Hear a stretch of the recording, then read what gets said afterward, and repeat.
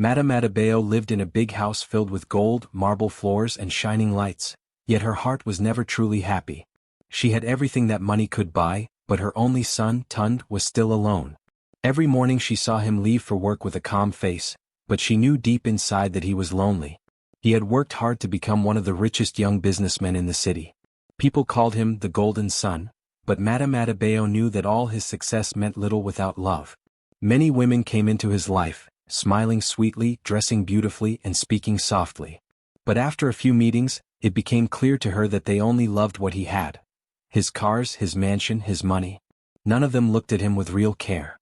Some would praise him in front of people but laugh behind his back. Others would act kind to her but only because she was his mother. Madame Adebayo saw through all of them. Each time one of them left, Tund would smile and say, "It's fine, Mama. Maybe love just isn't for me." But she knew her son's smile was forced, and that broke her heart. One quiet evening, Madame Adebayo sat alone in her sitting room. The wind outside made the curtains dance slowly, and the only sound in the house was the ticking of the clock. She thought of her late husband who used to tell her, "A good woman makes a man stronger, not richer." Those words echoed in her mind that night. She whispered to herself, "If only I could find my son a woman who loves him for who he is, not for what he owns." She closed her eyes and prayed softly, asking for wisdom. Then, a strange and brave idea came to her mind, an idea that made her smile for the first time in many weeks.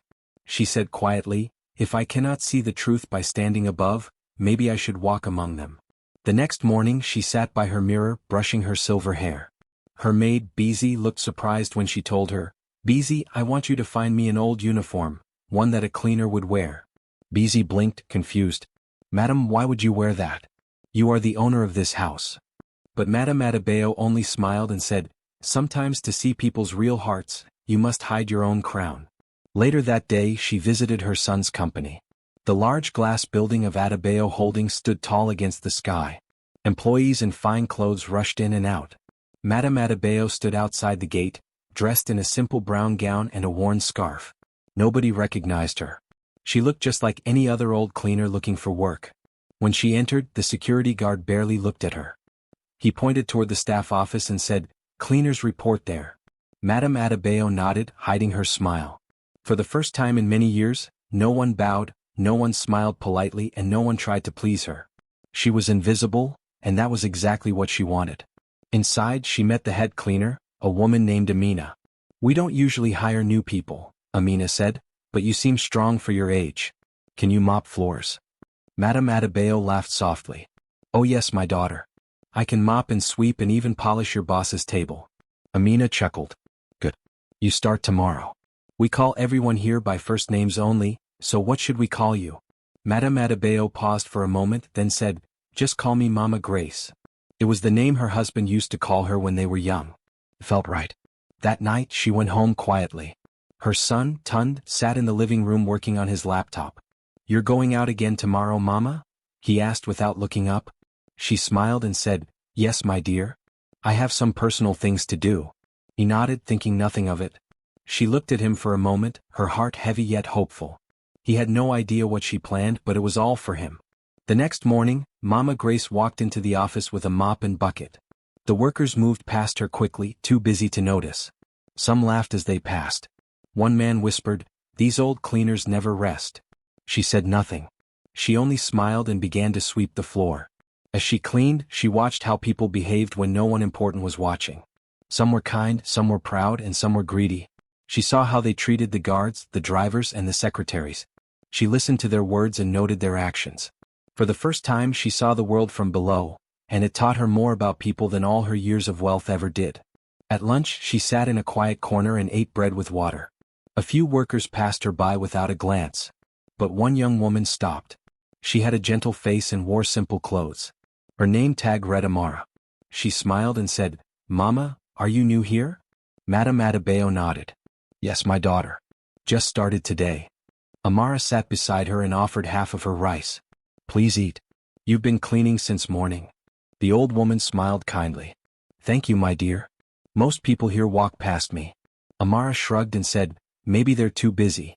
But kindness doesn't need time, it needs heart." That moment touched Madame Adebayo deeply. She looked at the young woman and thought, perhaps my plan will truly work.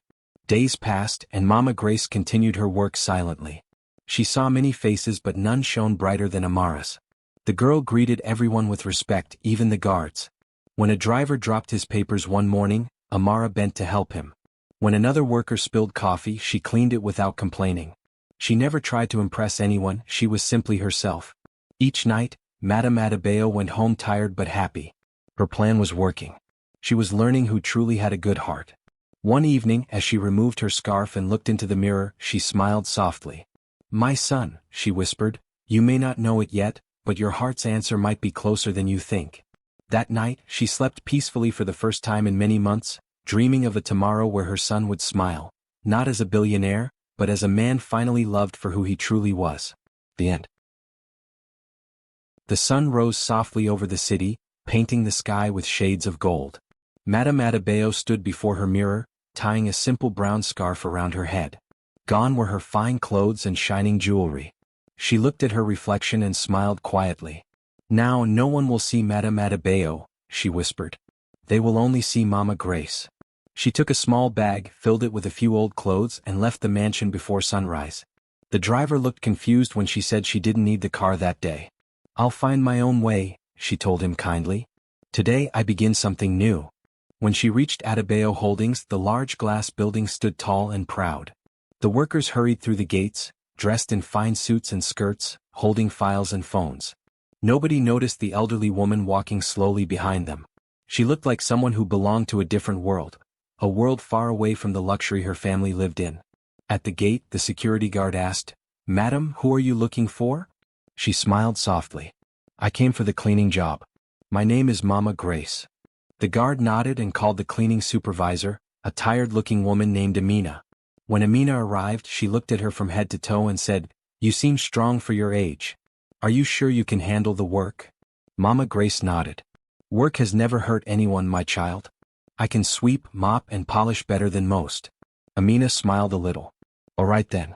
You'll start today. We needed another cleaner anyway." And just like that, the mother of one of the richest men in the city became a cleaner in her son's own company. Inside the building she was invisible. No one greeted her or asked her name. Some workers walked past without even looking at her. She moved quietly with her mop and bucket, wiping tables and picking up papers. She noticed how some employees treated her with cold eyes, as if she was nothing. Others spoke loudly in front of her, as though she couldn't understand English. But Mama Grace said nothing. She only smiled politely and continued her work. Her heart was calm, though her mind was sharp. She was watching and listening just as she had planned.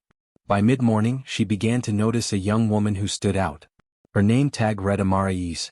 Amara worked as a junior assistant in the administration office. She was not dressed in fancy clothes, but she was neat and graceful. When she walked, she carried herself with quiet confidence. While many workers shouted orders at the cleaners, Amara never did. When Mama Grace entered her office to mop, Amara looked up from her desk and smiled. "Good morning, Mama," she said kindly. The words were simple, but they touched the old woman deeply. Most people didn't even call her Mama. To them she was just another cleaner. But this young woman greeted her like a person, not a servant. Later that day, during lunch hour, Mama Grace sat alone in the small corner of the cafeteria reserved for cleaners. She took out her small bowl of rice and beans and began to eat quietly. The other workers passed by, laughing and chatting in groups. Then she saw Amara again. The young woman carried a tray of food but noticed Mama Grace sitting alone. Instead of walking past, Amara stopped. "Mama, are you sitting here all alone?" she asked gently.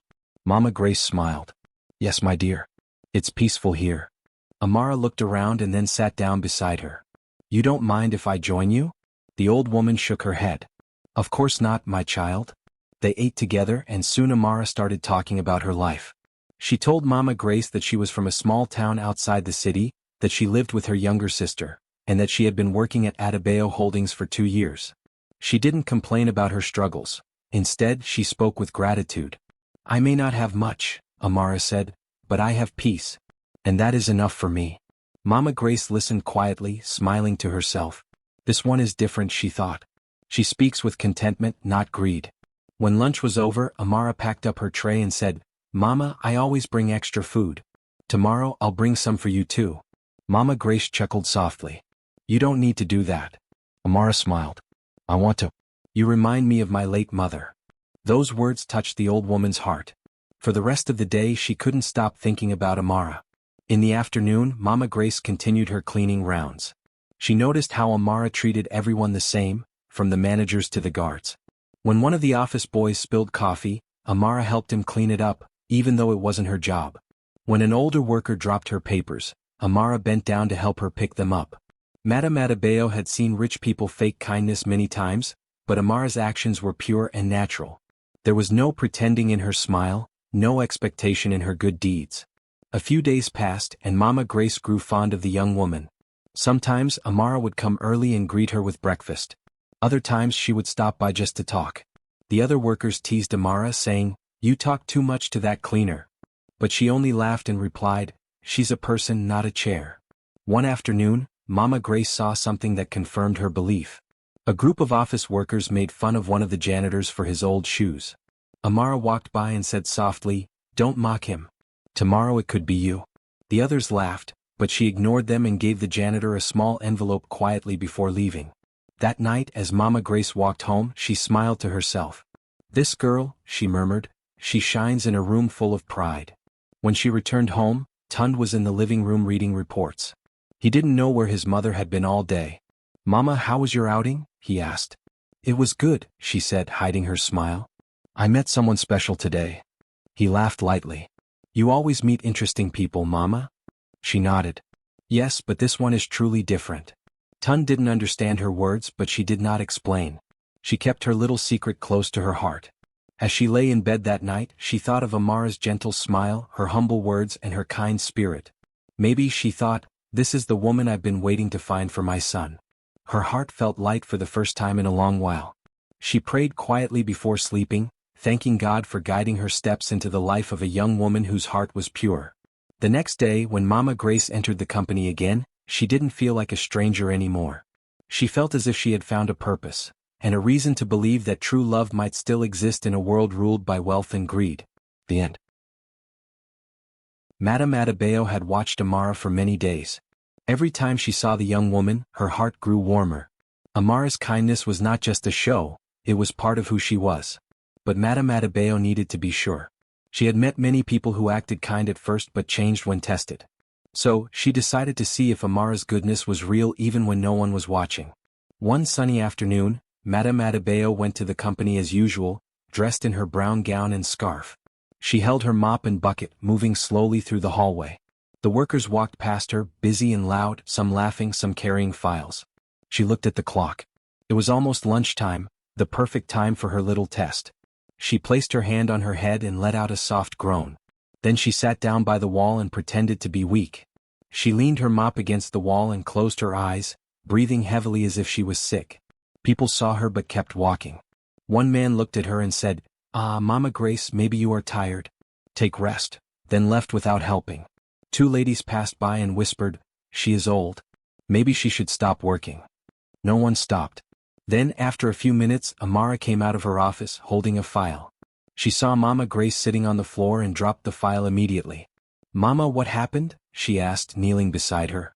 Madame Adebayo weakly said, "Ah, my daughter, I don't know. My chest feels heavy." Without waiting for another word, Amara ran to get some water and helped her drink. She even took her scarf to fan her gently. "You shouldn't be cleaning alone," Amara said softly. "You need to rest. Let me call someone from the clinic." But Madame Adebayo stopped her quickly and smiled weakly. "No need, my dear. I'm feeling a little better now." Amara still stayed with her until she was sure the old woman could walk. When Madame Adebayo stood up, she looked at Amara and said, "You have a kind heart, my child. May God bless you." Amara smiled shyly. "Mama, kindness is free. I only did what anyone should do." But Madame Adebayo knew the truth. Not everyone would do what Amara just did. That simple act of care confirmed what her heart had already told her. Amara was different. That night, when she returned home, she thought about the next step of her plan. It was time for her son, Tund, to meet Amara properly.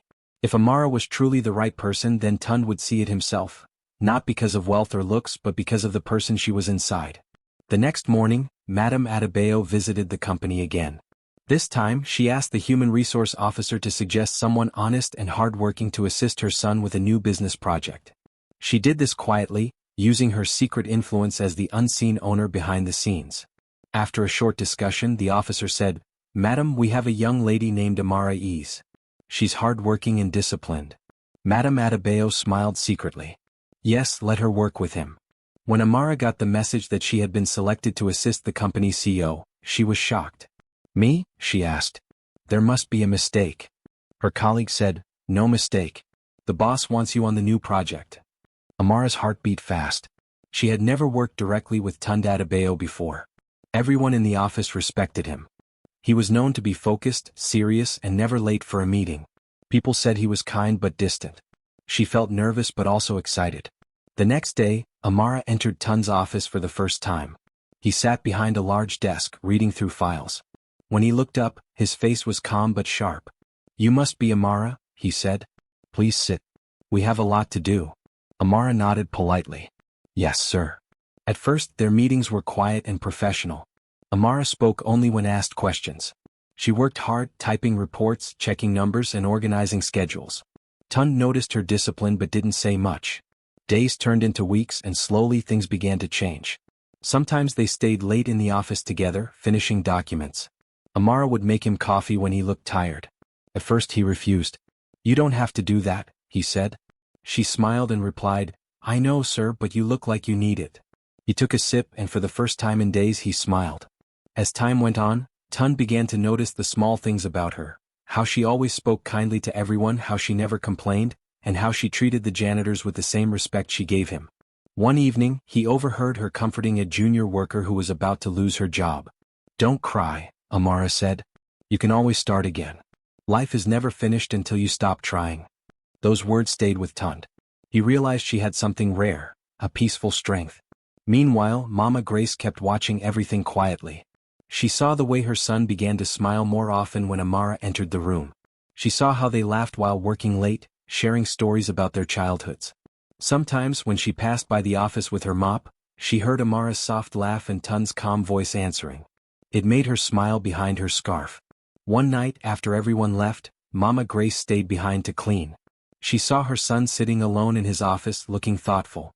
"Why are you still here, sir?" she asked softly, keeping her act as the maid. Tunde looked up and smiled.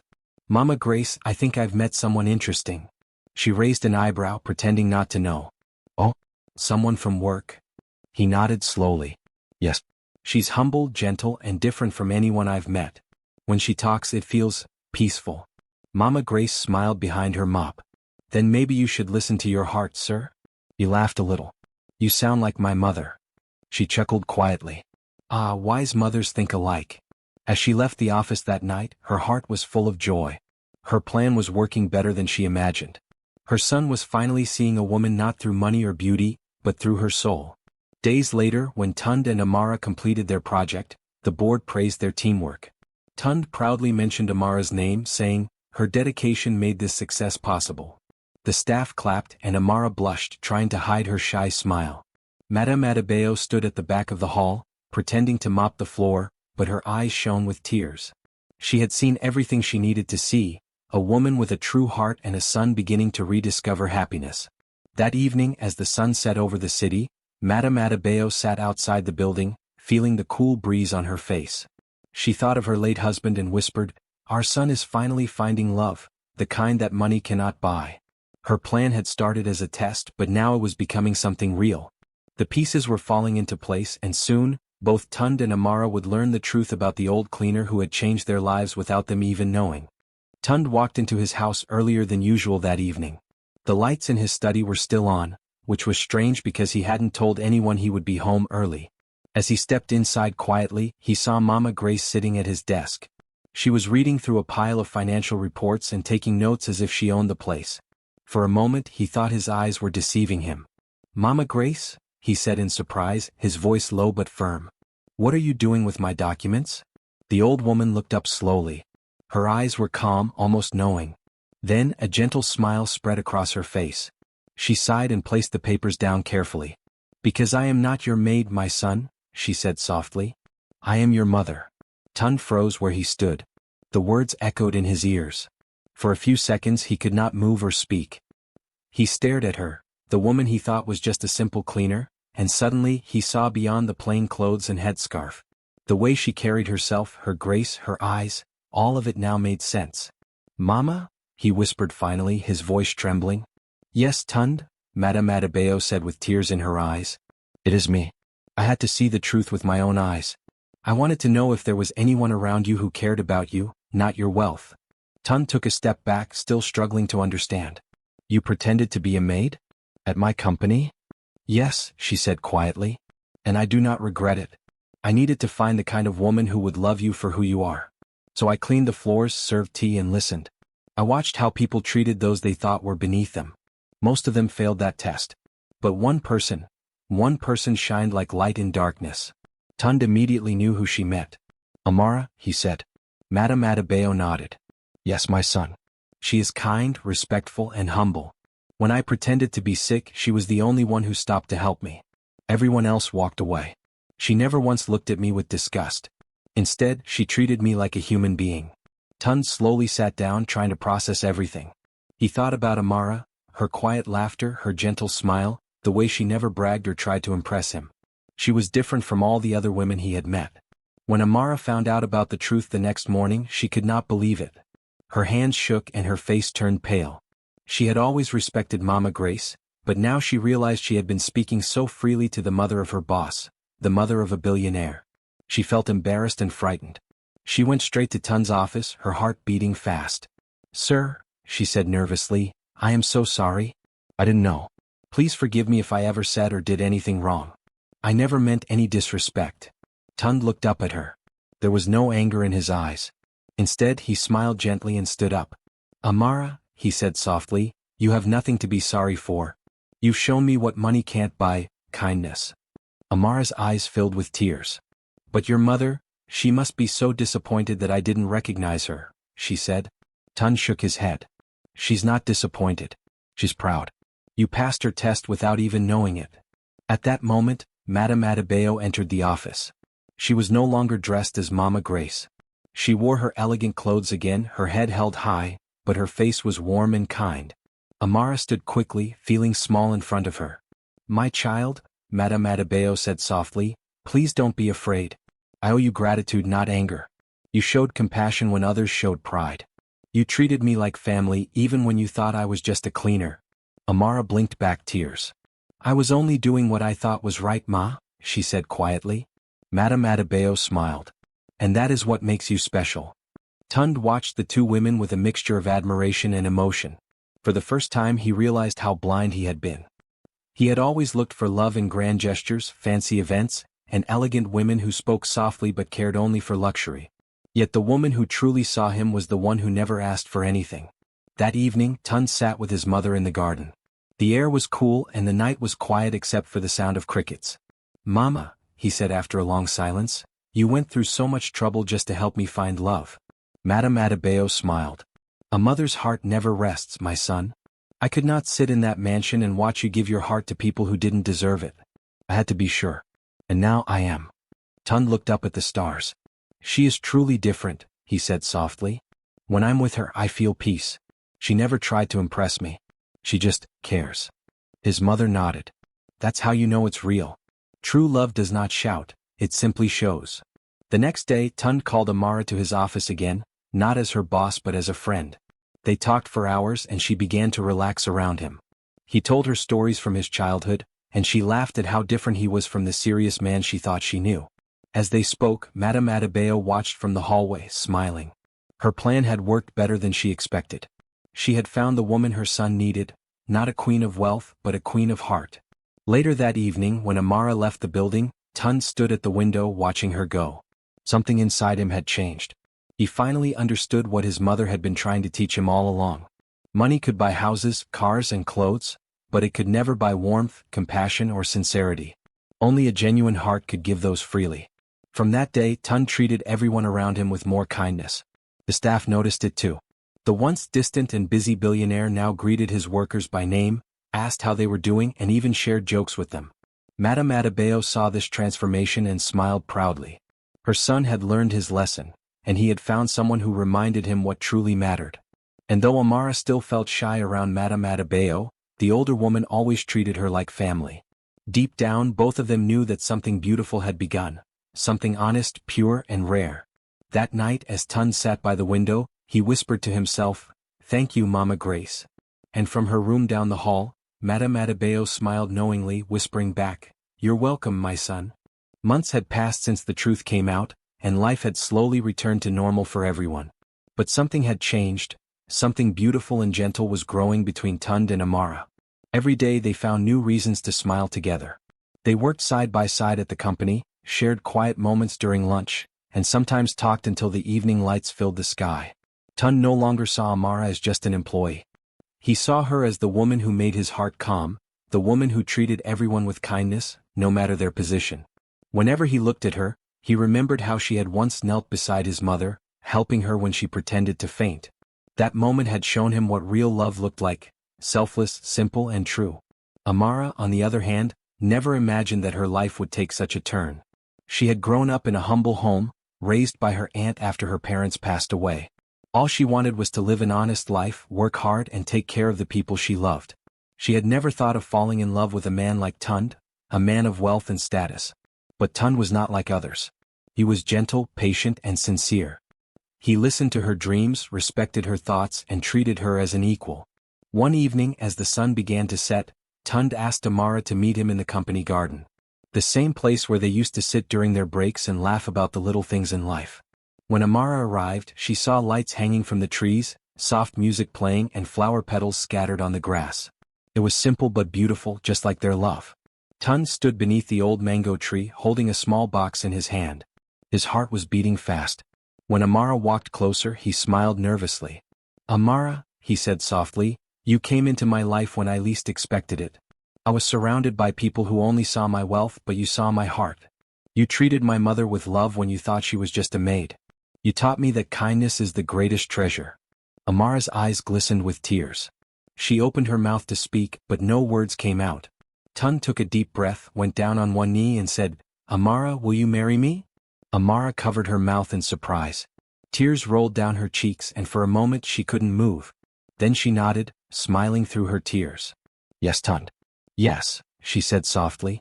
Tund slipped the ring onto her finger, and everyone who had been secretly watching, including Madame Adebayo, came out clapping and cheering. The air was filled with laughter, joy, and love. Madame Adebayo's eyes were wet with tears of pride. She walked up to Amara, hugged her, and whispered, "My daughter, you have proven that true love is not about wealth but about heart." A few weeks later, their wedding took place in a small garden surrounded by friends, family, and company staff. There were no gold decorations, no expensive dresses, and no fancy guests. But what filled the day was happiness, laughter, and pure love. Amara wore a simple white gown, her smile brighter than any jewel. Tund couldn't take his eyes off her. When they exchanged vows, there were no grand promises, only sincere words from their hearts. "I may be rich," Tund said softly, "but my greatest wealth is your love." "And I may have come from little," Amara replied, "but with you I have everything." Everyone clapped with joy, and Madame Adebayo wiped her tears as she watched them dance together. She remembered the lonely days in her big house, the nights she prayed for her son's happiness.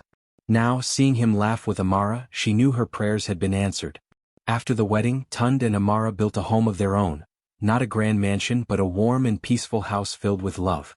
Every morning they shared breakfast by the window, laughing and planning their day. Tund helped with little chores while Amara planted flowers in the garden.